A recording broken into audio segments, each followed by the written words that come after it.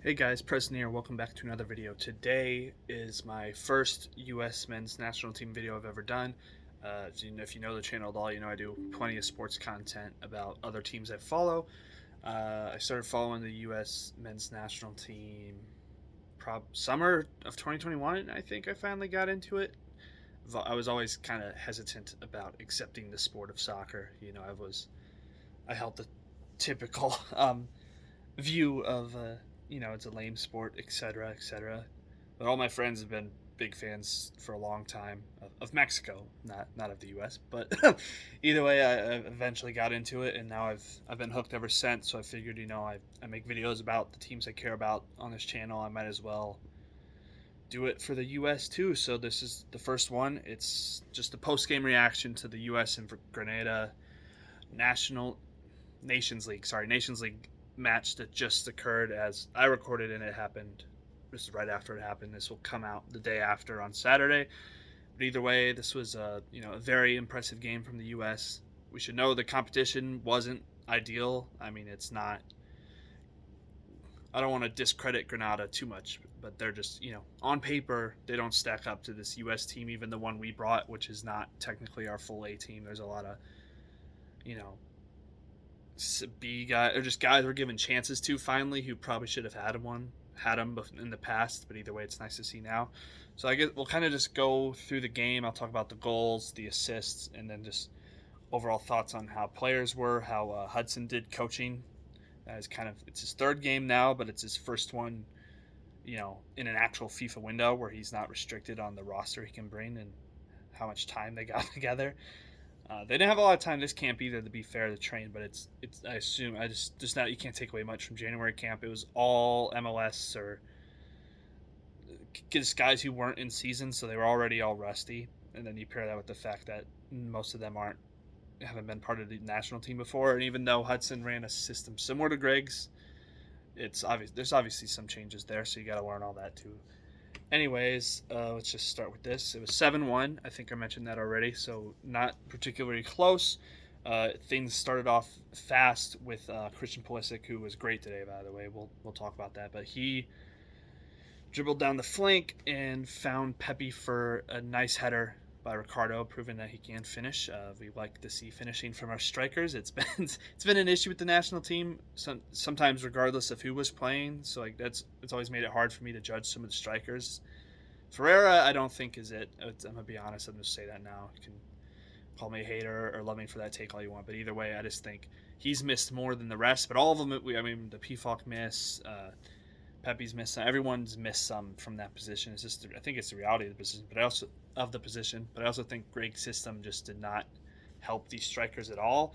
And I think today's game was the freest we've played in a long time. I think Hudson was less strict about like where you have to be and when you have to be, and I think you could tell by the way everyone played today. It was Grenada still, right? But it's still, if you want to compare it to Greg's Grenada game, we scored 5 that game, but it was only I think it was 1-0 at halftime, right? We only scored 1 goal in the first half. It was like towards the end of the first half. It was just not good. Not to mention that game was at home. We won 5-0 at home against Grenada. And I was like leading up to the World Cup. That's it's like a team you're taking to the World Cup was doing that. And then now this was away on a bad field. I know it's an excuse we use all the time. We won though, so it's not even like a losing excuse. It's just the field was objectively bad, and it was in a away environment which we've historically struggled in. Regardless, I think now we've got the talent where it shouldn't be as much of a problem, and that's one of the frustrations we had all World Cup qualifying. But today it wasn't. And we scored more against Grenada away than we did at home. we did give up that lousy goal in a 32nd minute today, which didn't happen when we played them at home, and we'll get into that. But I think that was more of a consequence of the fact that we were already up 3-0 when that happened. So yeah, I get sidetracked sometimes. We'll learn this if you continue to watch these. But yeah, Pepe scored first with the assist from Pulisic, and then it seemed like we kept pressing. And then Pulisic again found Aronson, so that's 2 assists for Pulisic, a goal for Pepe, and a goal for Aronson. So it's nice to see Aronson get a goal. His form hasn't been the best as of late. It seems like he's done okay the last couple Leeds games. Like he's getting it back a little bit. He's playing more again for them, which is good. It's just he frustrates me sometimes with. I don't know if it's how he runs or if he really just needs to hit the weight room, which it's the stereotypical thing, I guess, right? When you know, as Americans, all we care about is like size, strength, speed. But I think he's technical and I like that, but he's fast. He's got to get a little stronger, man. It was killing me. He was getting bodied by National League England players in the semi-professional leagues of England. That's the roster. Grenada's roster was like 3 League Two players in England, 1 Belgian top flight player, their best player, I'd imagine, and then a bunch of guys in the semi-pro leagues, like non-league football in England, and and some Grenadan league. I don't know if it's Grenada or Grenada. I'll probably flip-flop between both, and I apologize. I'm probably wrong on both, if we're being honest. But either way, they're a domestic league too, so it's like these are not guys that should be bodying a Premier League player, but it just continued to happen. He didn't have an awful game, and he scored, so I want to give him credit for that. It was a pretty nice goal too. But the fact remained that he just constantly in these CONCACAF matchups, the way CONCACAF is played, it seems like Aronson's not always built for it, and I hope is just he continues to get older. He's still young. He's 21, I believe, maybe 22 now. But either way, there's time to improve that aspect of his game, and he's already pretty good at other stuff. He's relentless. We know that much. Either way, got a goal. Happy for him. Hopefully this can translate, and he continues to pick up some form as his Premier League season goes on, with Leeds fighting to stay promoted. Speaking of Leeds, we continue with the 31st minute, a Weston McKennie goal, a beautiful goal, in my opinion. It was, I think it was a cross again. It was a set piece that, was it Musa got the head back in? No, I think this was the one that McKennie got himself and then kicked it in after. They volleyed it in after controlling the ball from the cross. So that was a great goal. The volley was nice to look at. It was beautiful. And then we were up 3-0 at the 31st minute. And then it kind of just, honestly, I don't know how it happened. That sounds like wrong, you'd say, but I think the whole team kind of just got caught flat-footed. It was a minute after. The 31 for the McKennie goal, listed as 32 for the Grenada goal. Miles Hippolyte. It's a hard last name. I don't want to mess it up. But he scored about a minute after that McKennie goal to make it 3-1.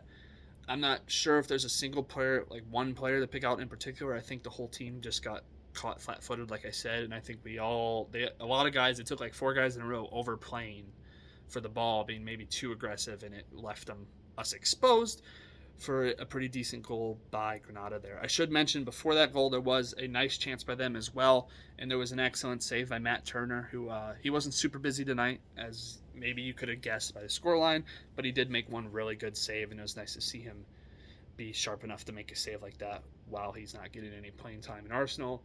Still training well, though, and hopefully, he'll end up starting somewhere in a year or two. I don't know. I guess that's a topic for another day. Just what's he gonna have to do? Is it like Stefan, who, in my opinion, probably chose to be a backup for too long at City, and it hurt him in the long run a little bit.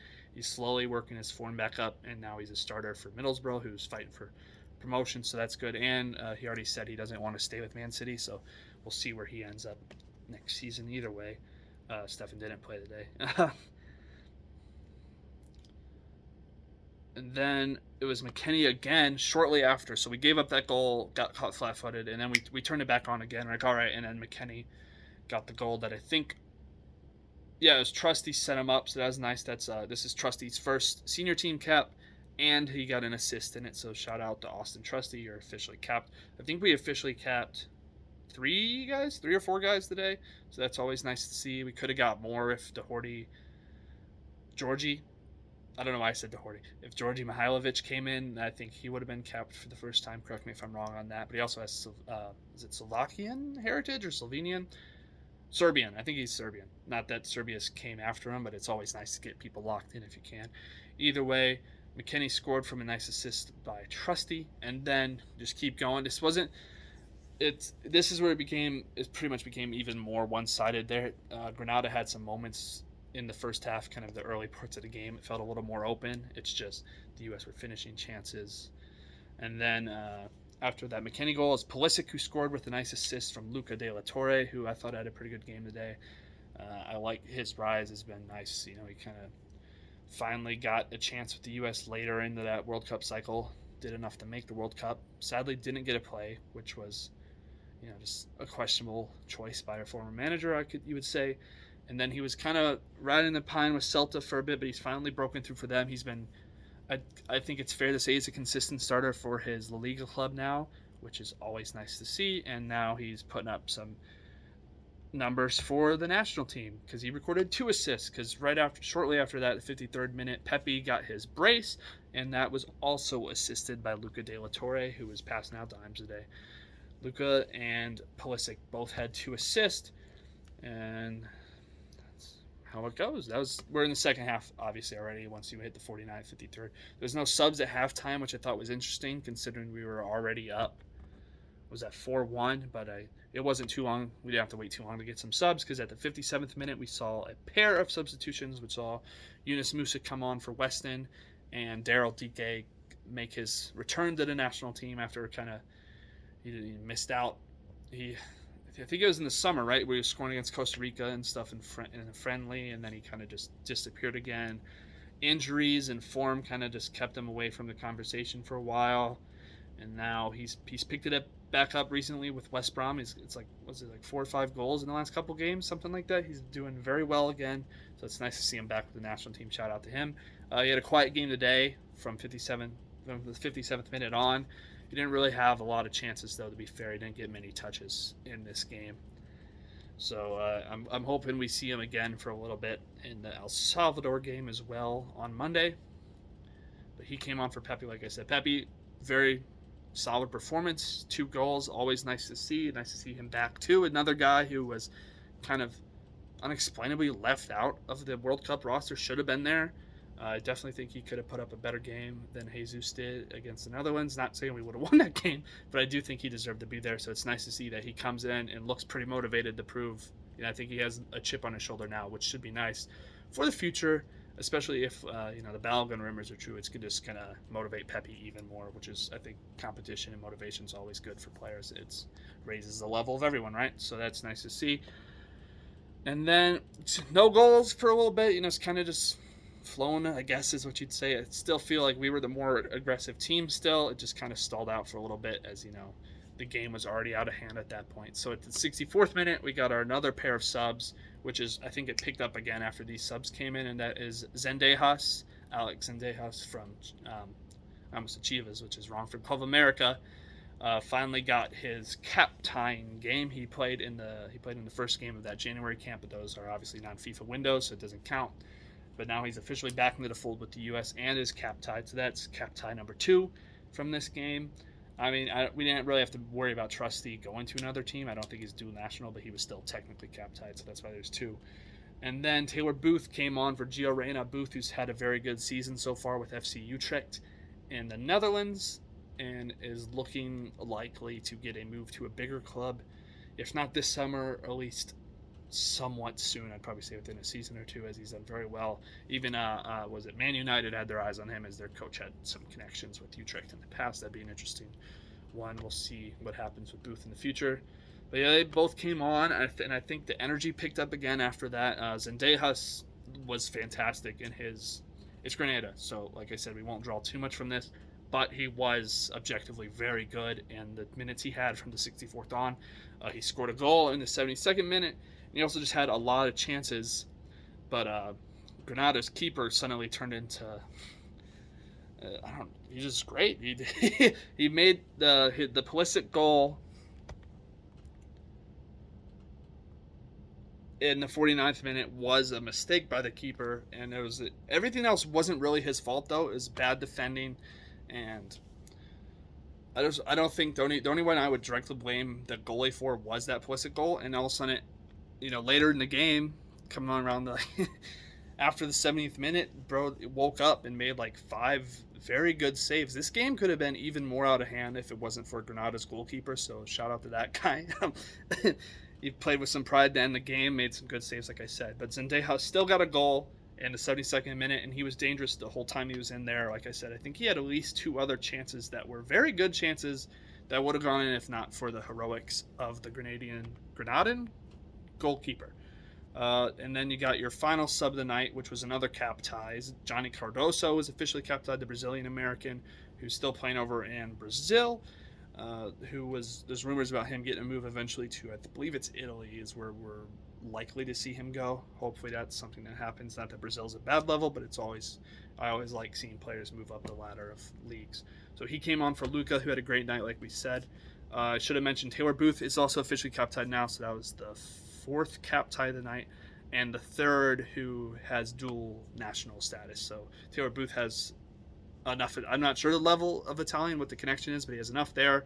And apparently, like, the Italian U21s are sniffing around at some point, so it's nice to get him officially locked in. I wasn't ever really worried. It seemed like he was very, his heart was definitely with the U.S., so it's nice to see him in there, and he definitely earned this shot too.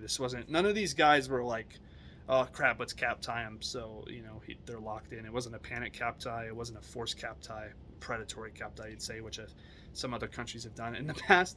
The U.S. still, for the most part, I would say, doesn't do that, and all these guys earned their spots tonight, and it was nice to see them all play. Cardoso, I didn't get to see enough of. That's 75th minute, so at this point, it was kind of just going through the motions. There's those chances by Zendejas. He looked very dangerous. And that's basically the game. That was the 7th goal. Grenada really didn't get any more dangerous chances after that goal. And I think it was just, overall, it was a very good game. It's the best we've played in a long time. Like, it's still Grenada. But hey, they're ranked higher than Liechtenstein in the FIFA rankings I saw. So anyone who wants, they always trash on certain games. It's like, yeah, but you would celebrate if Harry Kane had a brace against Liechtenstein. You wouldn't all instantly rag on him. You would a little bit, but it's just, I think it's nice content to know that just because it's CONCACAF doesn't mean they're so much worse than other minnows in other federations. Grenada's just like a CONCACAF, just like a European minnow as well. So it's the same thing. You want to play well, you're expected to play well. So that's what we did. So we met expectations. I think 7 goals it's always good. I think take your win, celebrate scoring 7 times. That's always nice to see, especially in our era recently where it just felt like under Greg we were never this offensively dangerous regardless of the opponent. It was always a struggle to get goals. His system felt very rigid. We came out in a different lineup today. I should have talked about this at the beginning, but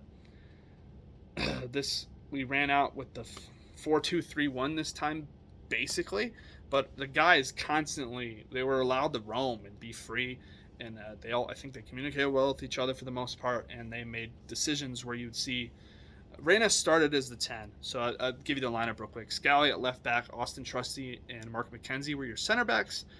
Shout out to both of them having very good seasons in their clubs. I think they've both earned looks, especially I'd say McKenzie for sure, as he's been here before and he's done very well for Genk this year. Brian Reynolds is having a very good season in Belgium with Westerlo, so he got a start today. Matt Turner in goal, I mentioned. De La Torre and McKennie were your dual midfielders. I don't know if you'd call them 6s or 8s, but they were just the dual guys. And then you had Reyna at the 10, Aronson left wing, Pulisic right wing, or what? Either way, Aronson and Pulisic were the winners. I can't remember which sides they were on. And like I said, there seemed to be a lot of rotation where you'd see Pulisic and Reyna flip-flop who's in the middle and who's wide multiple times throughout the night. And even as guys like Zendejas and Booth came in, you'd still see rotation. It felt, like I said, it didn't feel like a rigid Berhalter system. It felt like they were allowed to do more. Pepe dropped back several times to get touches on the ball. There was times where he was even involved in pretty good defensive play in the final third, which was impressive. So I think, like I said, they're just more free to do what they do. And this lineup included a lot of technical guys, man. De La Torre, McKennie, Reyna, Pulisic, they're all very technical players, and they were trusted to do what they do best. And I think it showed that this is the way to go forward. Obviously, this isn't the same roster. Like, the back line is not our starting back line, and that will be better. Reynolds and Scally were both solid today. I think Scally still isn't the best offensively yet still, and obviously in a game like this, where you're up against Grenada, where you put up 7, there was a lot of opportunities for him to be offensive, which I don't think, he deals with as often in his club, where I think he's expected more just to be a defensive left back or right back for Mönchengladbach. Reynolds was I think he did decent offensively. He got caught a couple times defensively, but it seems like he, for the most part, he did a good job at tracking back and fixing his mistakes. So that's a live and learn moment. It's his first time back with the program in a while, so I think I'll give him some grace on that. Next game, I don't think they'll start. We'll talk about that in a preview video for El Salvador. But either way, real quick, just to get this done, I ramble since it's long videos like always, but player by player kind of grades or talk. Pepe, very good game, 2 goals, like I said. I don't know how to say it. It's just, he was good. He did good. There you go. Good, great, okay, bad, more than bad. That's how I'll do it. So Pepe was good. He just, he kind of did what you'd think he'd do. 2 goals. He didn't like flash off the charts. I didn't think he was like noticeably going crazy, but he did very good, and he got 2 goals. You can't rag on someone who got a brace, for crying out loud.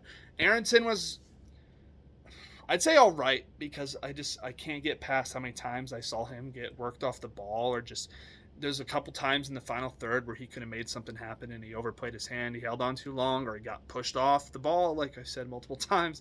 And so I'd say he did okay. He wasn't bad. I don't want to seem like I'm calling him out for everything. And he scored, so that's obviously goals. Scoring and stopping the other team from scoring are 2 most important things in the game, so I think scoring should get weighed pretty heavily when you're talking about a guy's performance. So, okay, he did okay.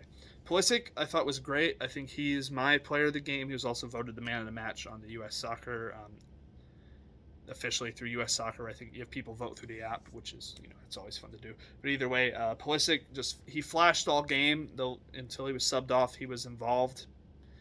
If you count like hockey assists, he was basically involved in all 5 goals before he got subbed off. His goal, while still a goaltender error, it was still a pretty decent chance by him. And the assist, of course, he was the offense. He was driving all the movement into the final third while he was on the field, and he was just blowing past. He dribbled past like 5 dudes at one point, and before anyone could show up, he lost it after that point. But just the ability flashed this game, and it really looked like he was thoroughly above, in terms of quality and skill, above everyone else on the pitch, especially the Grenadan players, of course. But even the U.S. players, they looked better than the rest of them too. So he's my man of the match, and he was great today. Reyna was okay. I don't know if it's rust or what it was. I think he's, obviously he hasn't played in a while for his club, and it's his first game back. There's probably under a lot of media scrutiny after what happened with his parents, which we won't get into. You've seen that everywhere else at this point. So, but yeah, it wasn't his greatest game. He was just kind of there. He didn't make any mistakes though, and he played decent. So I'm sure hopefully we'll see another level from him in El Salvador, and he just needs to find some reps with this club again. Hopefully we'll see what happens. Not a great field for him either, given his injury history. Thank God, none of these guys got hurt. Pulisic and Reyna have a history of leg injuries, and playing on the turf was a little scary. So I said maybe they should have been subbed off sooner. But either way, everyone got out okay, and that's what matters. De La Torre was good, I'd say. He definitely turned it on later once he started getting those assists in. Finished with 2 assists on the day, like I said. Pulisic had 1 goal, 2 assists, by the way. Reyna, nothing. Pepe, 2 goals. Aronson, 1 goal. But yeah, De La Torre got his 2 assists. It seems like he kind of came into the game later on towards the second half was really where he showed his value. Was always pretty safe with the ball, makes good passes, and just, he's very technical, and he does his job well. So good job from De La Torre. McKennie, also good. You got to say good. 2 goals, right? The brace by him and that volley was really nice. A lot of his work was in the set piece game, which is, something that kind of disappeared from the U.S. It was like kind of what we did in qualifying, and then it disappeared towards the back end of qualifying and in the World Cup. The set pieces were just not working anymore, so him to get 2 goals off those is very important, I think, for the future of our team. But also just in terms of the actual field of play, I didn't notice anything bad from him, but I feel like I didn't see a lot of crazy flashing stuff like Pulisic was doing either. So to me, I just say good. Maybe it's unfair, but I don't know. It's Grenada, right? So I don't want to I'm trying to be a little more impartial when it comes to, like, if this was 7-0 against, like, Mexico, Canada, I'd just be great, everyone, but I'm trying to be a little more nitpicky, I guess you could say. So good for McKennie. Scally was good. He was okay. I guess I'd say okay. I think the whole back line, you would say just okay. Like, they did their jobs. Trusty, maybe good just because of his offensive performance is actually pretty solid. That's kind of been a trend, I think, even with his club. He's been pretty dangerous in the box. Once he gets that ball falls to him on a corner kick, it's a good chance he can finish that thing. So I do want to shout out that, but I think just in terms of defensively, they didn't do anything special, and there wasn't that many dangerous attacks they had to deal with. But they did their jobs. Nothing crazy. Like I said, no super bad mistakes from them alone where you would like nitpick it. So very good by them. Turner, he did give up the one goal, but I really don't think it was. No one really has claimed that it was his fault, and he made that one very good save. I'd still say okay, just because he wasn't tested, and maybe it's not fair to say that, but he just wasn't. So, all right, guys, that is my thoughts on this game. A very nice performance from the U.S. and a fun game. Like sometimes these routes can be boring, like just playing the smaller teams in CONCACAF can feel like a chore to watch. But today was fun because of that free throw and stuff. I really want to shout out Hudson. So yeah, I guess our manager too. I'll say he was good. He was good today. Very good. I liked what I saw. Grading on the curb because, like I said, this is a team we're expected to beat by several goals. But 7 is still impressive. It's not something the U.S. has done very often. In fact, 7-1, I believe, was a scoregami, which means it's the first time a USMNT game has ended 7-1 before. So shout out for that.